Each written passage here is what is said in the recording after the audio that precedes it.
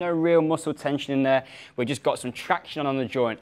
The active position comes, he's going to draw these shoulder blades down, pulling the shoulders away from the ears. You can see his head lifts up, but the elbows don't bend. So all of it is being driven by these retractors in the shoulder. We're pulling the shoulder blade back and down, starting to create that upward lift.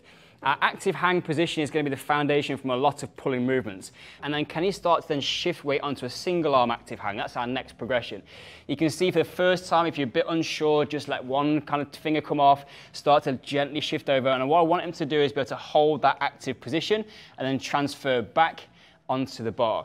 He holds the active position, that scapula is set down, shoulders locked into the socket, creating loads of tension.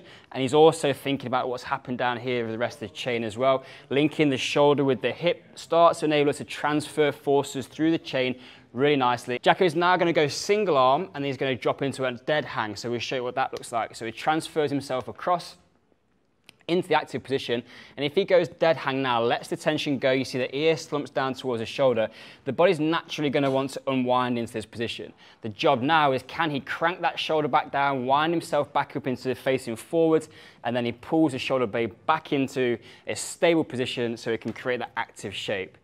Again, the whole time we're training grip strength as well, which is doing a really good job for our rotator cuff and shoulder stability.